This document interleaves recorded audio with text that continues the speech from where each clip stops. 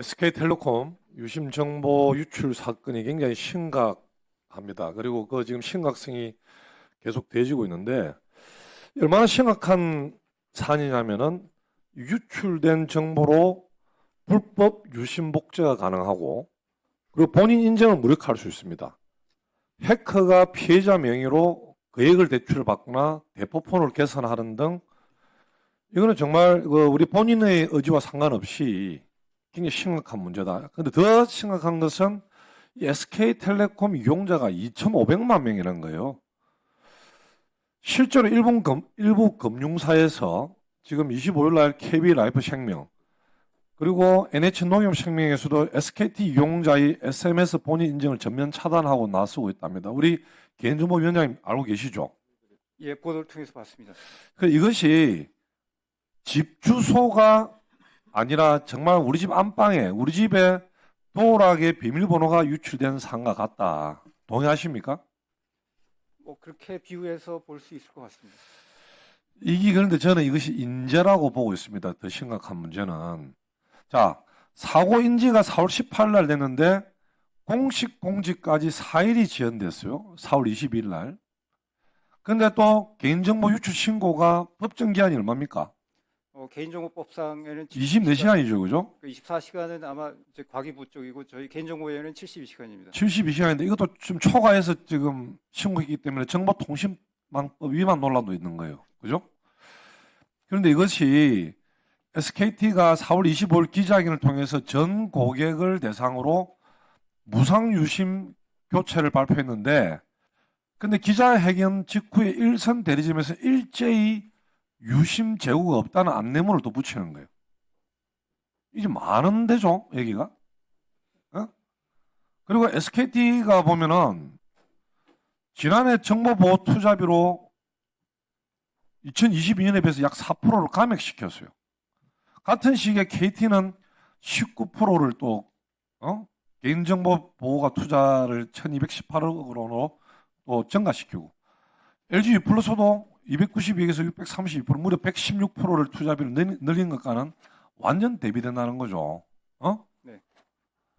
이 SK 최태원 회장 이런 분들 재벌 회장 놀이할 때 지금 국민들이 피해를 보고 있는 겁니다. 자, 정보위원장님, 이 SK텔레콤이 신고한 내용 외에 위원회 차원에서 추가로 발견한 사실이나 SK텔레콤청에서 추가로 제출하거나 소명한 내용이 있습니까?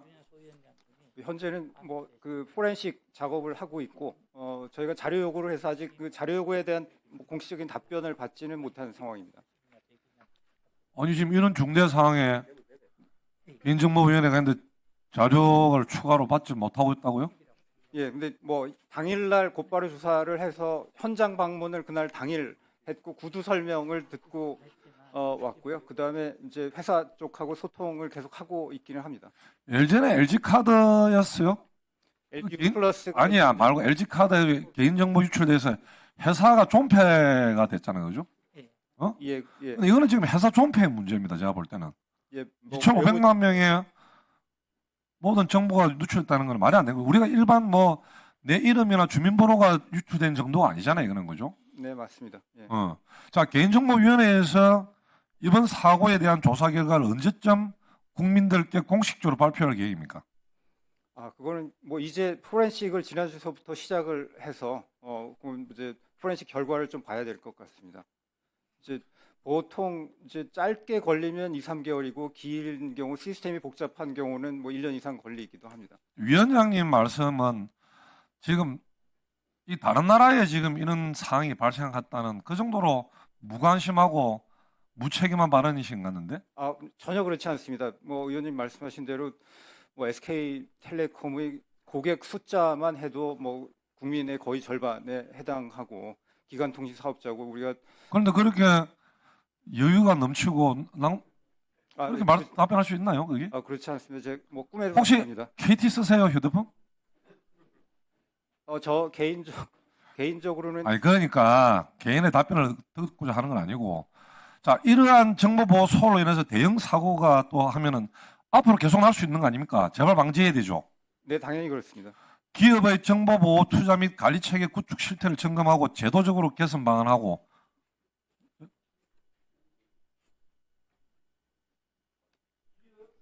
기업의 개인정보 투자 및 관리체계 구축 실태를 점검하고 이 제도적 개선 방안이 필요하다고 저는 보는데 동의하시죠? 네네.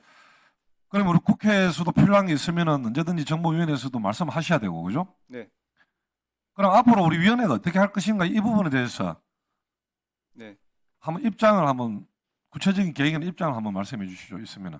오늘 뭐 저기 어쨌든 이런 사안 중대한 사항에 오늘 상임위에 현안 질의가 있으면 뭐 준비를 하고 놓으셨을 거 아닙니까? 네. 그죠? 그래서 그 개인정보위원회가 앞으로 국민들이 불안에 떨지 않게 그 어떤 앞으로 관리 체계를 구축하고 어떻게 할 것이다 라는 위원회 입장을 오늘 이 자리에서 공식적으로 발표 좀 해주십시오. 네. 위원님 말씀하신 대로 SK텔레콤은 고객 숫자가 워낙 많고 1위 사업자이고 기간통신망을 구축하고 있고 우리나라 뭐 처음에 서 대위원님 말씀하신 것 같이 2차 인증 같은 거를 할 때 우리나라에서 핸드폰 번호를 이용하는 경우가 또 일상적이어서 향후에 2차 피해의 우려도 많이 있는 상황이고요. 그래서 이게 워낙 중대한 상황이라고 저희 위원회에서는 보고 있고요. 뭐 그래서 저희 위원회 요건 관련해서는 아예 별도 TF를 만들어서 운영을 시작을 했습니다. 그래서 뭐 워낙 중대한 사안이라고 보고 있고요. 과거에 뭐 LG U+라든가 KT 이제 사건들이 있긴 했었는데 그때에 비해서도 훨씬 더 중대한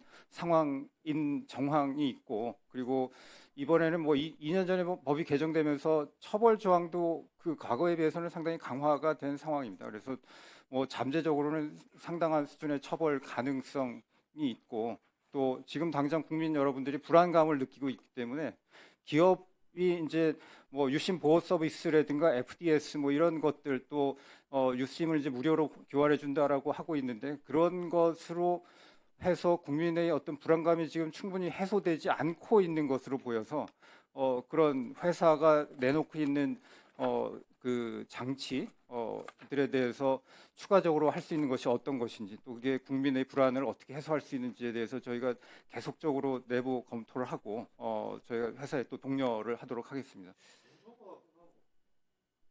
네, 네네. 예, 검토만으로 끝나지는 않고요. 당연히 예, 후속 조치를 하도록 하겠습니다. 그러면 우리 강민국 의원님께서 오늘 뭐 제일 중요한 지적을 해주셨는데 핵 유심만 바꾸면 안전한 겁니까? 유심을 바꾸면 고객 입장에서 이제 2차 피해는 방지할 수 있습니다. 그러면 언론 보도를 보면 유심이 지금 숫자가 모자라서 5월 말까지 가도 한 500만 개 정도라고 이야기했잖아요. 네, 맞습니다. 그러면 2,300만 중에서 500만 명밖에 5월 말까지 가도 안 되는데 그럼 불안해서 통신사를 KT로 바꾸면 LG U+나 KT로 바꾸면 괜찮아요? 통신사를 바꾸는 것도 또 다른 선택이 될 수 있습니다. 아마 다만 근데 또 다른 선택이 된다는 게 무슨 뜻이죠? 그러니까 통신사를 바꾸면 또 2차 피해를 방지하는 효과가 있습니다. 피해 방지 효과가 있다. 네네. 그러면 유심이 숫자가 부족하니까 불안한 사람은 통신사를 바꿔도 된다. 네, 그렇게 그렇습니다. 해석해도 되는 겁니까? 근데 위약금이라든가 결합 할인이라든가 이런 것을 그거는 이제 개인적인 문제겠죠. 네네. 예. 그런 거는 진짜 우리 다른 의원님 말씀 맞다나 해킹 때문에 통신사를 바꾸게 된다면 위약금 문제도 해결해 줘야 되는 거 아닌가 싶으네요. 한번 검토해 보세요. 예, 그 부분은 회사 쪽에서 전향적으로 고려해 봐야 예. 할 사안이라고 생각을 합니다.